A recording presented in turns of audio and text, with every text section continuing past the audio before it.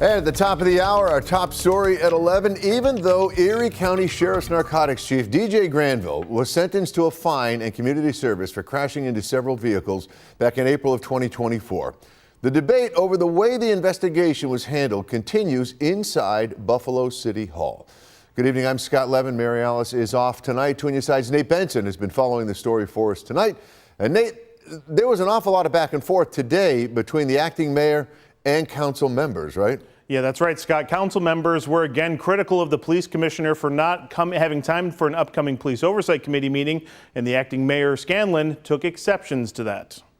It was the first council meeting since lawmakers went on recess for the month of August, and they got right back to work calling for more transparency from the police department over the DJ Granville investigation, specifically calling out Police Commissioner Wright not being available for the Police Oversight Committee meeting scheduled for September 28th. And council members seem to believe that games are being played regarding how to get on the commissioner's calendar. Who do we contact? Do we contact the second floor? Do we contact the commissioner's office? Because at one point we were working through the second floor. Now the commissioner says he wasn't aware. Commissioner Wright was nowhere to be found Tuesday, but acting mayor Scanlon defended his not being able to attend the September oversight meeting. The commissioner was asked to attend just last week. He made it clear to them that he has members of his command staff that will be either out of town on training or on vacation multiple weeks in September, and he wanted to be able to bring his full allotment to make sure he can answer any questions. He would be happy to come in October when the meeting was regularly scheduled in past years.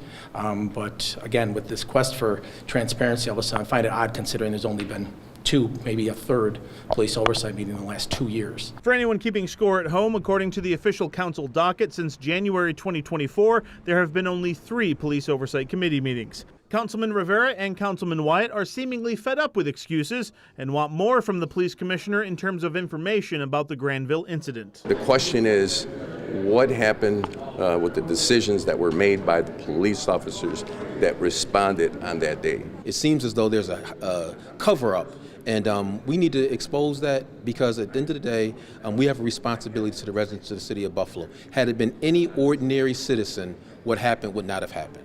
It's taken way too much time, and there's been a veil of silence from BPD. None of the officers that responded the night of the Granville crash cooperated with the investigation by the Niagara County DA.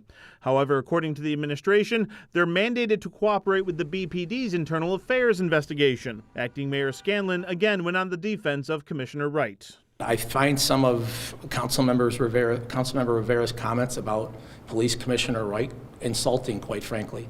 And I'm upset for Commissioner Wright on his behalf. This is the man who dedicated 4 decades of his life to public service and protecting the city of Buffalo, and to have his motives questioned, I think is completely irresponsible. Now, during the council meeting, it was discussed issuing subpoenas to several Buffalo police officials to essentially force them to answer questions. One name that was also floated for a subpoena was former police commissioner Joseph Gramaglia. We'll certainly keep an eye on those developments. On your side, Nate Benson, Channel 2 News.